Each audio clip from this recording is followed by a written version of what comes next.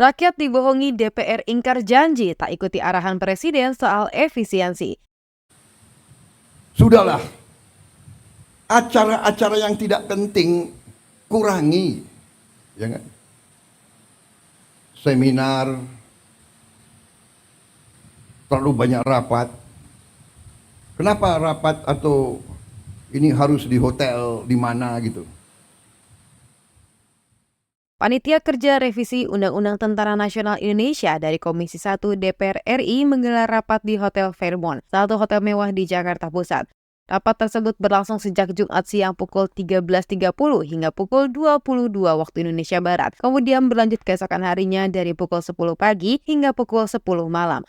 Pemilihan lokasi rapat ini memicu perbincangan publik, terutama terkait dengan kebijakan efisiensi anggaran yang sebelumnya pernah disinggung oleh Presiden Prabowo Subianto.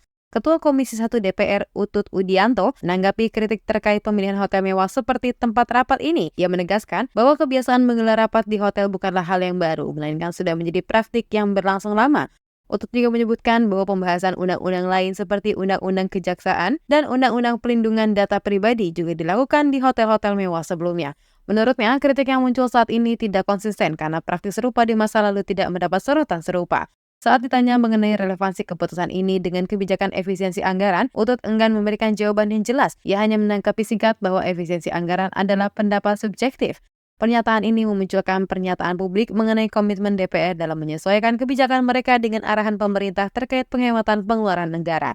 Sebelumnya, Presiden Prabowo Subianto telah menegaskan pentingnya efisiensi dalam penggunaan anggaran negara. Dalam kunjungannya ke Kupang pada 4 Desember 2024, Prabowo menekankan bahwa seminar atau rapat di hotel-hotel mewah seharusnya tidak diperlukan, mengingat kondisi ekonomi rakyat yang masih sulit. Menurutnya, anggaran negara harus digunakan dengan lebih bijak dan diprioritaskan untuk hal-hal yang langsung bermanfaat bagi masyarakat. Selain itu, Prabowo juga menyoroti anggaran bernilai luar negeri pada pejabat yang mencapai 3 miliar US dollar per tahunnya. Ia meminta agar pengeluaran tersebut dipangkas hingga 50%.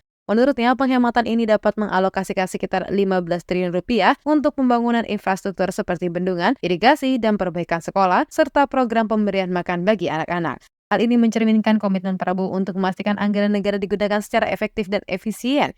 Dalam upaya penghematan, Prabowo juga menginstruksikan para menteri untuk mengevaluasi kembali program-program kementerian guna mencari potensi efisiensi anggaran.